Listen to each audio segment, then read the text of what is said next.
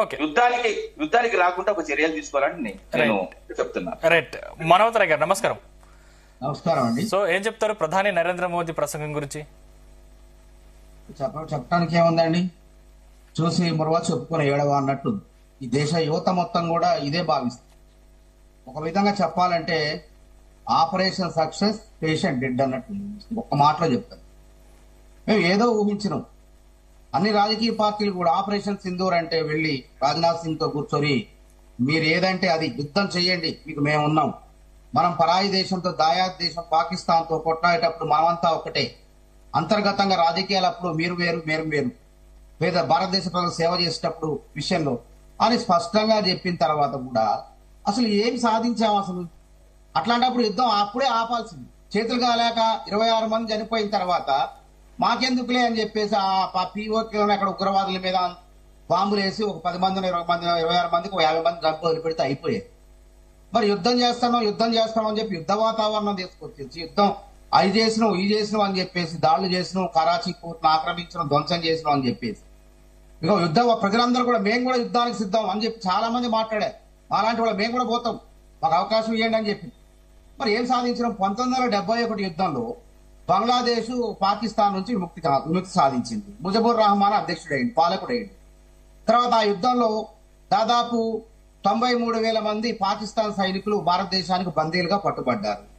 తర్వాత భారత సైనికులు 3,500 మంది చనిపోయారు, 9,000 సుమారు 500 మంది గాయపడ్డారు. మరి యుద్ధం ప్రారంభించిన తర్వాత మురళీ నాయక్ లాంటి వాళ్ళు ప్రాణాలు పోగొట్టుకున్నారు పాకిస్తాన్ సైనికుల చేతుల్లో. ఇంతియాజ్ లాంటి వాళ్ళు, సిఆర్పిఎఫ్ జవాన్లు చనిపోవడం జరిగింది. మరి యుద్ధం ఏం మిగిలిచ్చింది? యుద్ధం వల్ల ఏం ప్రతిఫలం? అసలు దేశం ఏం ఆశించింది? మరి ప్రధానమంత్రి ఏం చెప్తున్నారు అనేది అసలు అంతా విచిత్రంగా ఉంది, విరుద్ధంగా ఉంది. కాబట్టి అందరం శాంతి కాముకలమే.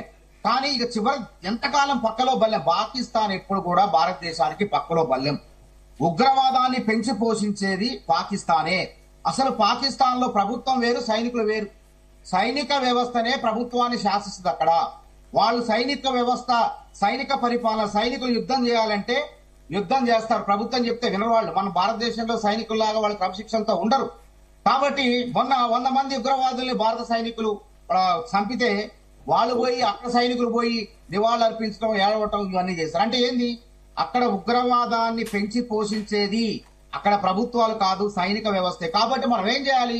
93,000 మంది ఇందిరాగాంధీ భయపెట్టి 93,000 మంది బందీ చేసుకున్నారు. ఆ రోజు రిచర్డ్ నిక్సన్ అమెరికన్ ప్రెసిడెంట్, ఆయన యుద్ధాన్ని ఆపాలని ఇందిరాగాంధీని హెచ్చరించిన ఇందిరాగాంధీ గారు వెళ్లి ఆమె వైట్ హౌస్ కు వెళ్లి రిచర్డ్ నిక్సన్ కళ్ళల్లో కళ్ళు పెట్టి భయపడకుండా, ఒక ధీరవనిత మహిళ భయపడకుండా మేము అమెరికాను స్నేహితులుగానే చూస్తాం తప్ప ఆధిపత్యం చేస్తే మాత్రం ఊరుకునేది లేదు, మా వ్యూహాలు మాకున్నాయి, భారతదేశం.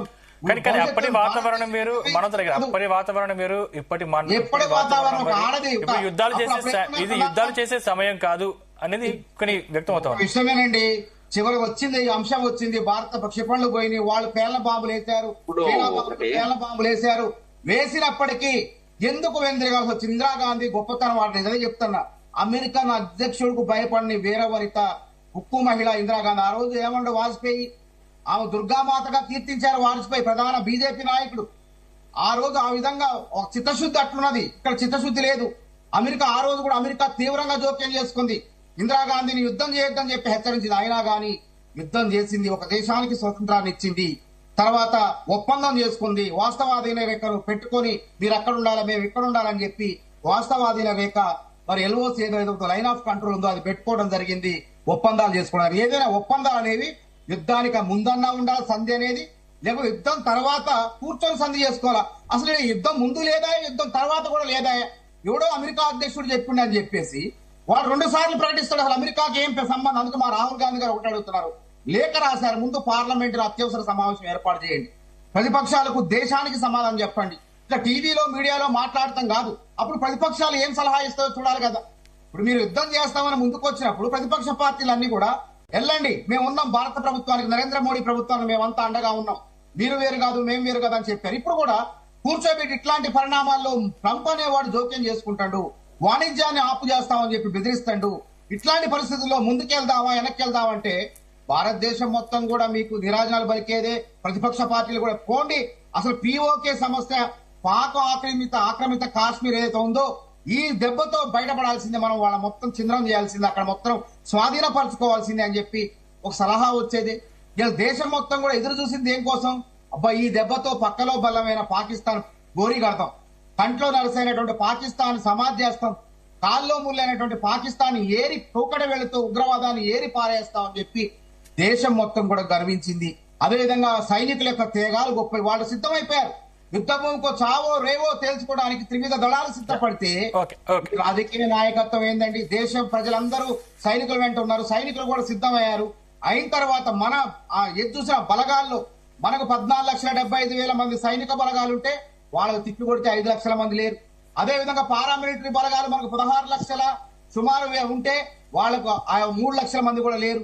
యుద్ధ విమానాలు తీసుకున్నా, క్షిపణులు తీసుకున్నా, ఏ ఆయుధాలు తీసుకున్నా, ఏ సంపద తీసుకున్నా ఉన్నా మనం ఏంది నరేంద్ర మోడీ అసలు బీజేపీ ప్రభుత్వం ఏమనేది? అసలు కాంగ్రెస్ ఇందిరాగాంధీ ఉన్నప్పుడే బీజేపీ వాళ్ళు కానీ వేరే వాళ్ళు కానీ అసలు మూడో వ్యక్తి జోక్యమైంది కాశ్మీర్ విషయంలో. అసలు వాళ్ళు నినాదమేది కదా బీజేపీ. మా చిన్నప్పుడు యూనివర్సిటీలో ఏబీవీపీ వాళ్ళు కానీ బీజేపీ ఆర్ఎస్ఎస్ వాళ్ళు కానీ వచ్చి మీటింగ్లు పెట్టినప్పుడు కాశ్మీర్ మందే, సుందర కాశ్మీర్ మందే, కాశ్మీర్ విషయంలో జోక్యం అమెరికా జోక్యమైంది అనేవాళ్ళు. ఇలా కాశ్మీర్ విషయంలో అమెరికా జోక్యం చేసుకుంటే తోక ముడిచి వెనక్కి జరగటం ఏ సంకేతాలకు దారిస్తారు? రేపు చైనాకి ఏం సమానం చెప్తాం? ఒక చిన్న పాకిస్తాన్ సమానం శ్రీనివాస్ గారు ఏం చెప్తారు? అంటే సైనిక